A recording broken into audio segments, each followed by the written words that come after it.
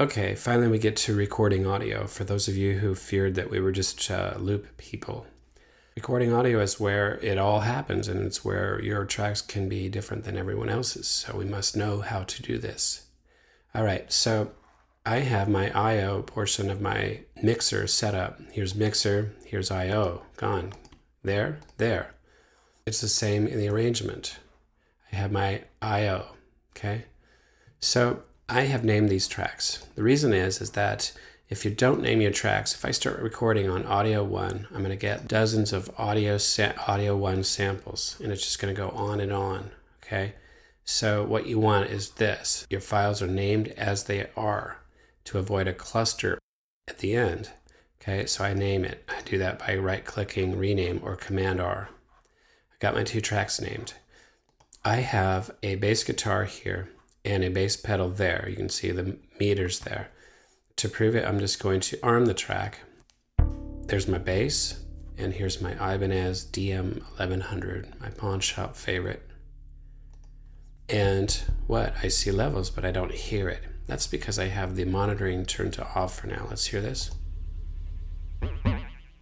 Okay, so this is what we're going to record. And I did this by going here, external input. Now this is anything that's on the other side of your interface, and I'm just going to say configure. It rolls me over to this. I go to input configuration. This is my Apogee, and I have need today of 2 mono tracks, P-Bass and Ibanez DM1100. Mono, which brings up a point that's always bugged me somewhat about live. Anybody that knows anything about mixing knows that having a bunch of stereo pairs across a mix is just a surefire recipe for lack of focus, smeared mixes that don't sound good. But let me show you something. In this next little pane, one down, I have my available inputs that I just had greened up on my config page out here. Just to prove it, ding, ding, green, okay? That's here. Same thing. So I have a mono 7, mono 8. Anything that's designated with a mono input will in fact record into the arrangement mono. So there you go. That's all that's needed.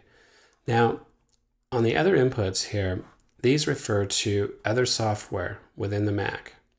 Okay, and you can see Melodyne and Rewire from Waves that I have on this rig. Resampling, we're going to get to that in 3 or 4 chapters. It's going to make you very happy. This is like a little candy store for anybody that really recognizes what this is. And we'll do some of this creative routing, and it gets wonderful in here, actually very creative stuff. All right, so the other thing that we needed to deal with is monitoring and latencies and inputs. So back to my prefs. In the very first setting up your audio interface, I showed you how to use this and the usage simulator to bring your latencies down to a manageable level. And actually now that I've got mine on, I can hear some crackles. So I'm going to up this. I'm going to touch this, use my arrows, and then apply. Touch it again, arrows apply. Okay, and now it's better.